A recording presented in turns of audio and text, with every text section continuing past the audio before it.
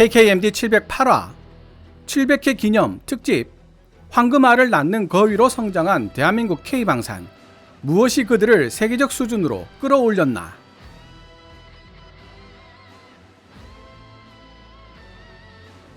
원래 700회 기념 특집으로 기획하고 있던 영상입니다만 기사 내용이 워낙 길고 방대한데 다른 영상 만들면서 틈틈이 번역을 하다 보니 생각보다 많이 늦어지게 되었습니다. 시청자 여러분들께 죄송한 마음 전합니다. 유럽에 기반을 두고 있는 국제정세 전문지 모던 디플로머시는 서구의 주류 언론과 학계가 다루고 있는 영역을 벗어나는 복잡한 국제 문제를 평가할 수 있는 플랫폼이자 중동, 아프리카, 아시아 전역에 걸쳐 광범위한 영향력을 갖고 있는 유럽의 선도적인 여론 형성 기관이라고 스스로를 소개하고 있습니다. 싱가포르 소재 유명 싱크탱크인 라자나트남 국제대학원 RSIS에서 군사연구 프로그램 수석 분석가를 역임하고 있는 토마스 림이 최근 국제방산 무대에 무서운 돌풍을 일으키고 있는 대한민국의 방위산업, 일명 K방산에 대해 상세하게 분석한 논문 수준의 기사를 모던 디플로머시에 게재했습니다. 아까도 말씀드렸지만 K방산에 대해 논문 수준으로 상세하게 분석한 글이기 때문에 영상 한 편으로 다 다루지 못할 만큼 분량이 방대합니다. 서문을 포함한 총 4개의 챕터로 구성되어 있는데요. 차례대로 소개해보면 다음과 같습니다. 첫째 챕터, 폴란드 군비 격차를 메우며 자본화에 성공한 K방산. 둘째 챕터, 대한민국 군산복합체의 급속한 성장세. 셋째 챕터, 경제성과 성능에서 완벽을 자랑하는 K방산. 넷째 챕터, 황금 송아지를 낳는 한우 K방산. 따라서 1부에서는 첫째, 둘째 챕터를, 2부에서는 셋째, 넷째 챕터를 다룰 예정이며 특히 중요하다고 생각되는 부분은 빨간 테두리로 강조된 노란색 글자로 표시될 것입니다. 기사 번역이 끝나면 이 빨강으로 강조된 노란색 글자로 표시된 문장들을 모아 전체 내용을 요약해보는 시간을 가져보고 영상 1편과 2편을 합친 통합본도 따로 업로드하도록 하겠습니다. 그럼 유럽의 국제정세 전문지 모던 디플로머시가 2023년 11월 29일에 게재한 기사를 번역해 보겠습니다. 모던 디플로머시 기사 원문은 노란색 글자로 제 개인적인 사견이나 역주는 하얀색 글자로 표시됩니다. 전 세계에 불어닥친 한류 열풍으로 인해 K-팝, 드라마, 화장품 브랜드, 심지어 식품에 이르기까지 대한민국 제품들이 성공적으로 해외로 수출되면서 한국은 세계적인 인지도를 얻게 되었고 급기야 프리미엄을 뜻하는 접두사로 한국에서 생산되는 모든 제품 라벨에 K가 삽입되는 현상까지 불러일으켰다. 전 세계에 걸친 대한민국의 문화적 영향력은 이제 자체적인 생명력을 가지고 통제가 불가능할 정도로 성장했지만 역사가 길지 않은 이 신생 동아시아 중견 국가에 대해 종종 우리가 잊어버리는 사실 하나가 있다. 비록 1953년 맺어진 휴전협정으로 잠시 갈등을 봉합시킨 상태이지만 엄밀하게 이야기한다면 대한민국과 북한 사이의 전쟁은 여전히 현재 진행형인 상황이다. 북한의 끊임없는 도발 속에서 대한민국 군은 북한의 위협, 특히 핵과 관련된 요소를 억제하는 데 필요한 자산을 확보하는 데 초점을 맞춰왔다. 전 세계가 주로 한국의 소프트 파워에 매료되어 있는 동안 이 동아시아 국가는 조용히 하드 파워 역량의 개발을 가속화했다. 2022년 7월 폴란드와 무기 계약을 체결하는 데 성공하고 대한민국을 2027년까지 세계에서 4번째로 큰 방산 수출 국가로 만들겠다는 대통령의 약속은 오늘날 대한민국 하드파워의 현주소를 선명하게 보여준다. 폴란드 군비 격차를 메우며 자본화에 성공한 K방산. 2022년 2월 러시아가 우크라이나를 전면 침공한 이후 벨기에와 슬로베니아 같은 다수의 유럽 국가들은 서둘러 우크라이나를 군사적으로 지원하는 동시에 자국 군대 병기창에 무기 재고는 충분한지 힘에 기반한 질서를 향해 치닫고 있는 영내 안보 환경에 대비할 수 있는 준비가 되었는지를 점검하는 모습을 보였다. 우크라이나와 가장 가까운 전략적 파트너 중 하나인 폴란드는 2023년 4월까지 240대 이상의 보병 전투 장갑차와 330대 이상의 주력 전차를 우크라이나에 제공하기로 합의하면서 군사적 재원의 상당 부분을 소모했다. 이제 폴란드는 근본적인 국가안보 역설과 씨름해야 했다. 러시아에 대항하고 있는 우크라이나를 지원하기 위해 군사 장비를 제공하는 것이 마땅했지만 이러한 군사 지원으로 인해 폴란드 내부의 군사 장비가 고갈되는 상황을 피할 수 없게 되고 그 결과 우크라이나에서 전개되고 있는 상황, 즉 폴란드의 영토 주권이 무너질 위험에 처할 가능성도 있다는 사실을 깨달았던 것이다. 간단히 말해서 폴란드는 이러지도 저러지도 못하는 진퇴양난에 빠지게 되었다. 2022년 4월을 기준으로 폴란드가 600대 이상의 주력 전차를 보유하고 있었다는 점을 고려한다면 우크라이나에게 공유하기로 약속한 주력 전차 330대는 폴란드 지상전 전력의 상당한 손실을 의미했고 폴란드 정부는 2021년 7월과 2023년 1월에 합의된 미국산 M1A2 에이브람스 주력 전차 도입 거래를 통해 이러한 손실을 보충하려 시도했다. 2021년 7월에 에이브람스 250대를 구매하기로 합의했음에도 불구하고 이 거래는 2022년 2월이 되어서야 미국 정부에 의해 공식적으로 승인되었고 1차 인도분 28대가 폴란드에 도착한 것도 그로부터 5개월이 지난 2022년 7월경이었다. 우크라이나 전쟁으로 인해 미국 군산 복합체들의 생산 능력에 과도한 부담이 지워졌고 다른 고객들의 요구가 증가함에 따라 대만과 우크라이나로 인도될 예정이었던 M1A2 에이브람스의 배송 일정도 원래 계획보다 한참 뒤처지게 되었다. 이런 상황은 세계 여러 나라들로 하여금 미국 이외의 다른 무기 조달 옵션을 찾도록 만들었던 것이다. 바로 이 장면에서 대한민국이 등장하기 시작한다. 2022년 7월 폴란드가 손실 처리된 군사 장비들을 채워넣기 위해 대한민국과 체결한 무기 거래가 정점에 달하면서 미국이 아닌 제3의 옵션으로 주목받기 시작한 것이다. 2022년 5월 대한민국 제13대 대통령으로 취임한 윤석열 대통령의 첫 행보 중 하나가 2022년 6월 북대서양조약기구 나토 정상회담에 옵저버 자격으로 참석해 우크라이나 사태와 북한의 미사일 테스트가 인류 보편적 가치의 신성함을 어떻게 위협하고 있는지를 언급한 것이었다. 윤 대통령은 국제사회가 직면하고 있는 안보 위협을 부각시키고 안정적인 국제안보 환경 유지에 대한 대한민국의 관심을 국제사회에 각인시키면서 2027년까지 세계 4위의 무기 수출국이 되겠다는 대한민국의 목표를 뒷받침하는 데 필요한 외교적 기반을 마련했다.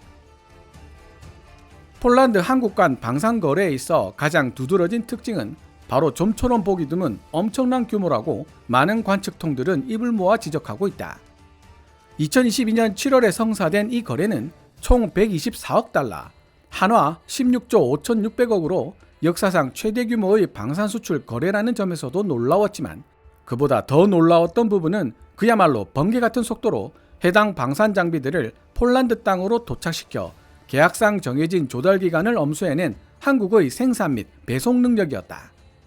현재 방산 장비의 생산 및 배송 능력이라는 측면에서 한국과 상대할 수 있는 나라는 전무하다고 해도 과언이 아니다.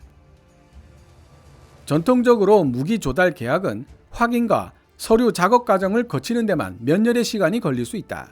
이는 군용 자산 획득 과정뿐만 아니라 배송 일정과 관련되어 있는 민감한 사안들로 인해 매우 특별하면서도 본질적으로 오랜 시간이 걸리는 견제와 균형이라는 관료적 과정이 수반되기 때문이다. 그러나 당시 폴란드 국방장관이었던 마리우시 부아시차크는 최대한 빨리, 구체적으로 말하면 2022년이 지나기 전에 폴란드에게 필요한 무기를 제공해 줄 수 있는 유일한 국가가 바로 대한민국이라고 밝혔다.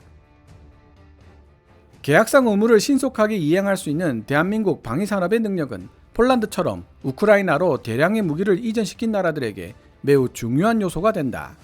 자국의 방어 능력을 유지하기 위해 고갈된 군사 자산 비축분을 신속하게 보충해야 할 필요가 있기 때문이다. 대한민국은 무기 거래가 확정되고 불과 4개월이 지난 2022년 12월 6일에 K2 흑표 주력 전차 10대와 K9 썬더 자주포 24문의 첫 번째 선적을 완료하면서 폴란드와의 약속을 보기 좋게 이행했다. 또한 대한민국은 계약의 다른 부분을 이행함에 있어서도 놀라운 생산 능력을 과시했는데 FA-50 전투기의 경우 계약 서명에서부터 1차 인도까지 걸린 시간이 겨우 8개월에 불과했을 만큼 빠른 출고 속도를 보여주었고 덕분에 폴란드 정부로부터 큰 호평을 받기도 했다. 이번 폴란드와의 거래를 통해 대한민국 방산업계는 유럽 방산시장이 드러낸 공백을 공략함으로써 입지를 굳힐 수 있는 방법을 찾았다. 분명히 언급해두지만 대한민국의 군사적 능력은 새롭게 발견된 것이 아니다. 한국 전쟁이 여전히 휴전 상태라는 사실은 각종 군사 자산에 대한 수요가 지속적으로 높을 수밖에 없음을 의미하며 주로 자국 군대의 요구에서 비롯된다.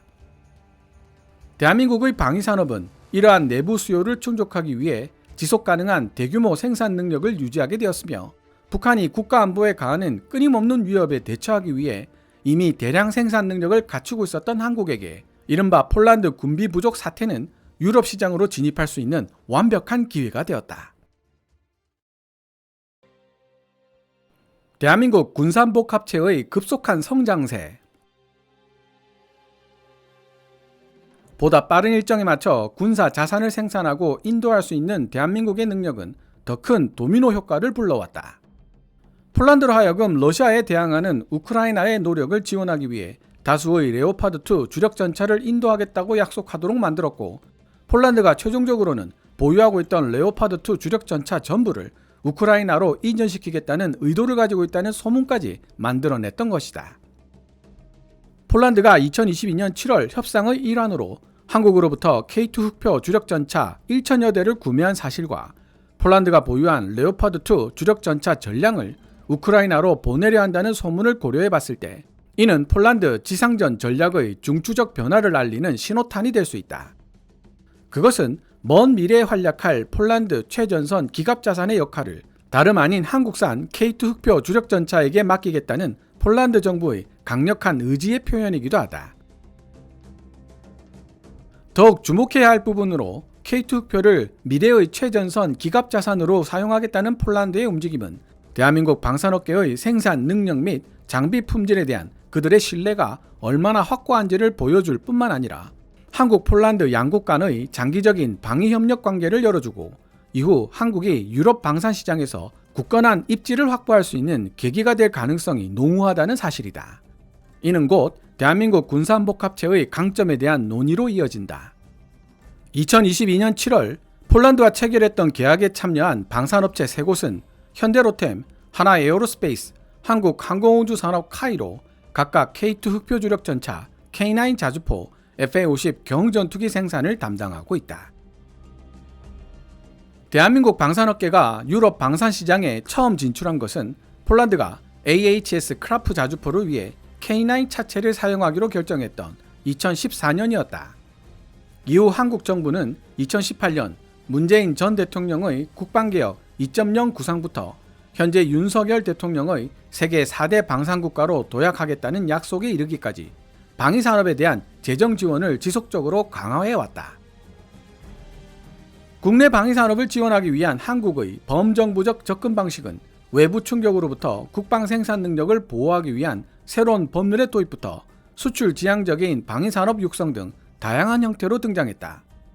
여기 더해 군사 자산 상호 운용성을 강조하는 동시에 전 세계 무기협약에 한국 방산기업들을 지속적으로 참여시킴으로써 국제 방산시장에 대한 노출 정도를 높였고, 그 결과 한국의 방위산업체들은 더 많은 계약과 거래를 확보할 수 있는 위치에 놓이게 되었다.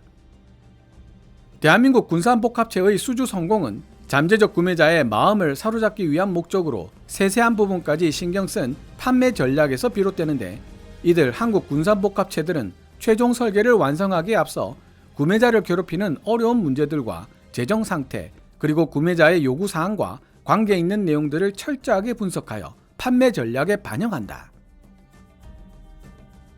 이러한 판매 전략을 완성하기 위해서는 잠재적 구매자의 시장 상황에 대한 장기간의 연구와 심층적인 이해가 필요하며, 무엇보다 중요한 요소는 하나나 현대와 같은 방산업계 거대 기업들이 한국 정부의 강력한 재정 및 물류 지원을 바탕으로 지난 수십 년 동안 개발해온 기술, 즉 세계 지정학적 환경을 정확하게 읽고 예측하는 능력이다. 이러한 판매 및 홍보 전략의 일환으로 대한민국은 스스로를 대금을 분할하여 상환하는 방식이나 일정에 있어서 높은 유연성을 지니고 있는 나라일 뿐만 아니라 입증된 유지관리 및 애프터 서비스 능력을 포함하여 도입국의 요구에 따라 특정 유의사항을 맞춰줄 수 있는 능력을 갖춘 나라로 홍보하고 있다. 더욱이 대한민국의 판매 전략에 있어 흥미로운 특이점은 방산 계약을 협상하면서 추가적인 기술 이전을 제공하는 것에 대해 상당히 관대한 태도를 취한다는 점인데, 이는 다른 방산 수출국들이 지적재산권과 군사 기밀 및 작전 세부 사항의 유출 가능성을 우려하여 좀처럼 기술 이전을 허용하지 않는 정책과 상당히 대조된다. 예를 들어 미국은 계약 협상 과정에서 후속 판매 및 사용 목적에 대해 특정 조건을 부과하는 오랜 습관을 가지고 있으며, 국가 안보상 이유로 기술 공유를 꺼리는 경향은 방산 기술 수출 통제를 목적으로 하는 여러 법률의 제정이라는 결과를 불러왔다. 미국 정부가 실시하고 있는 이러한 국내적 제한은 미국 업체들의 협상력 및 계약 이행 속도를 높일 수 있는 능력을 제한하는데, 이는 방산 장비를 도입하는 나라나 수출하는 미국 방산업체 모두 여러 종류의 진입 장벽과 복잡하기 짝이 없는 행정 절차라는 장애물을 극복해야 할 필요가 있기 때문이다. 방산 기술 이전에 대한 한국의 관대한 태도는 해외 파트너에 대한 의존도를 줄이면서 국방 역량을 강화시키려는 국가들에게 매력적인 가능성이라고 할 수 있으며, 방산 거래에서 얻을 수 있는 잠재적인 경제적 이익을 확대시킬 수 있다는 전망을 던져주기도 한다. 폴란드와 한국이 맺은 계약에는 폴란드를 유럽에 위치한 현지 판매 및 생산 기지로 만들겠다는 목표로 제조 공장을 설립하는 데 필요한 기술을 이전한다는 내용이 포함되어 있다.